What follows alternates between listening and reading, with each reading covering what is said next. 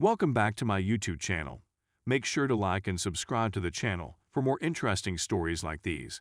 Now, let's get into today's story video. Caught my wife, 29 female, cheating on me, 29 male, again after a year. Why do I question my own sanity? Hello and good day to everyone. This is my first post on this site, and I simply wanted to share my thoughts, gain some inspiration, and rant, because I don't have another channel available to me right now that allows me to do so. So I sincerely thank everyone who takes the time to read and express their honest opinions from an unbiased perspective. Background: my name is 29 male, my wife's name is 29 female, and we have two beautiful children under the age of 4 between us. Keep in mind that my wife is suffering from depression. At one point, I was admitted to the hospital and classified as suicidal. She is taking medication, or should be taking medication, as directed. Story: in December 2020, I realized that my wife had been having an extramarital affair. After a month had passed, in January 2022, my 2-year-old daughter gave me my wife's mobile phone, which had been left out in the living room. I had no idea what had happened until then. Because of an incoming text message, the lights were turned on in the room. When I picked up the phone, the text message, "I love you," was the first thing I noticed. As soon as I recognized the name, my stomach dropped. It was a close friend of hers. The information comes not just from that message, but also from prior conversations. Rage, amazement, disappointment, and doom were all emotions I experienced. What I was experiencing was a nightmare, and I couldn't believe I was in the midst of it. When I saw my wife with her phone in hand, I asked her a question. "I'm not sure what this is. So, what precisely is going on in this situation?" I'm not exaggerating when I say that the first thing she says to me is, "Why are you even looking at my phone?" As a consequence of this, I felt even more irritated. It was impossible for me to accept what she had said. She didn't show any sorrow until much later in our conversation, which was unusual. But now that I think about it, I'm not so sure. Her apologies was not sincere, as shown by the fact that I had to coerce it out of her mouth. Even yet, it's not the way I would act if I were in her circumstances, and I hope she understands that. In any case, she tells me her side of the story and admits that she had contact with this individual on a number of different occasions. She went on to say that she was really depressed and unhappy at home, and that I was not giving her with what she needed, nor was I genuinely listening to her for a period of time. In general, she claimed to be the victim, blaming me for her actions and claiming that I was to blame. Of course, knowing what I know now, I had no clue how to react, so I just shrugged my shoulders and took the blame. I was quite resentful of myself for her cheating. Disaster and heartache are inadequate words to convey how I felt at the time, nor can they adequately explain how I feel even now, just thinking about it. I would never want this kind of behavior on anybody else. It took approximately a month for me to decide to continue our relationship and pursue reconciliation, and the only way it could work was that she stopped the affair and blocked this individual from all social media platforms, messaging apps, and other such services. This wrecker of our home and our family must be removed from our abode and our family. Me, who was there when she called and blacklisted him from all social media networks, was witness to her deeds. After a year has gone, and despite the fact that there have been some bumps in the road, I have the sensation that things are beginning to improve. Couples therapy sessions were held once a week for around 6 to 7 months with the couples therapist. We concluded the classes with the impression that we no longer need them, and we immediately began putting what we had learned into practice.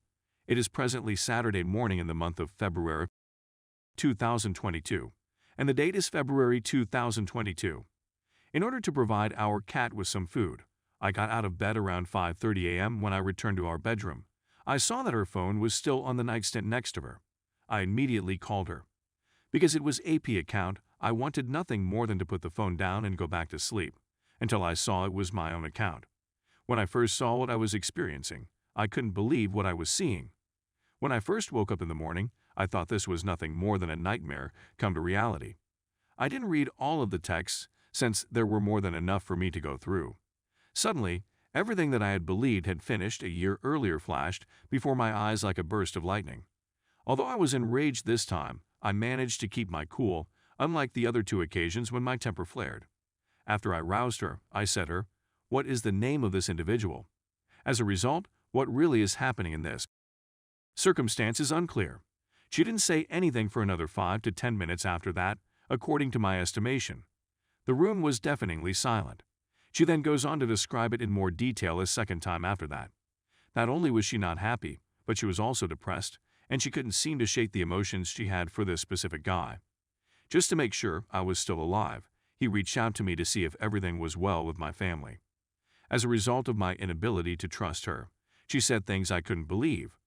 When I was given a second opportunity, the sliver of faith I had left in her was spat back in my face by the universe. She didn't show any remorse for what she had done immediately away. As part of her attempt to portray herself as the victim, she justified her actions by claiming that it was my fault since we had decided that we didn't need to continue couples counseling after 6-7 months. When I returned, I said that I had spent 30 minutes in the fresh air at the moment. I'm looking at getting a divorce. It is impossible for me to torture myself endlessly despite the fact that I still adore you. As a result of that experience, I've been experiencing self-doubts. In my whole life, there has never been a time when my self-esteem has been worse than it is right now. For the simple reason that I was reared in this manner, I consider marriage to be essential. As a consequence, we're now in the process of retaining an attorney to aid us in preparing for the impending separation. I'm still taking it all in, reaching out to my pals for support and so on. However, in the case of our divorce, I would like to inform her family of the grounds for our separation, rather than her attempting to conceal the facts. But what are your thoughts on this? Is it wise for me to go ahead and do it? I feel obligated to ensure that they do not fall for any deception she may spread in order to further her own objectives by spreading incorrect information. 1. Why do cheaters strive to portray themselves as victims when they are caught cheating, and how do they do this? It's not clear what it is about cheaters that causes them to cast the accusation onto their betrayed partners. When I wasn't the one who cheated, why do I have concerns about my own sanity? 3. Why do I have questions about my own sanity? Please accept my heartfelt thanks on behalf of everyone who has taken the time to read and comment on this post. Whatever happens to them, I hope that everyone who has moved on is in a better mental condition and that they are with someone who really loves and respects them, regardless of what happens to them next. Update. I'm sorry I did this to you, rather than I'm sorry I had this affair with you, is the preferred expression. Sorry for what I've done to you. I cheated because I wasn't happy in the relationship. An obvious conclusion should have been reached a year ago. Because I cheated, it is all your responsibility. If you had treated me correctly, we wouldn't be here now. All of my wife's comments are taken directly from her conversation with me. Since my STBXW cheated on me, I've been depressed, disgusted, betrayed, devastated, outraged, perplexed, and I've been viewing myself in a whole different way when I look in the mirror. There is no sense of remorse, empathy, or concern.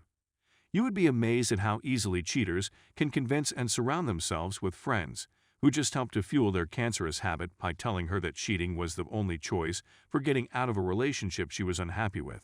I mean, what's the point of being an adult and simply having a talk about it? Even though I know that healing will take a long time for me, I'm having so many emotions at the moment that I'm suffering tremendous anxiety.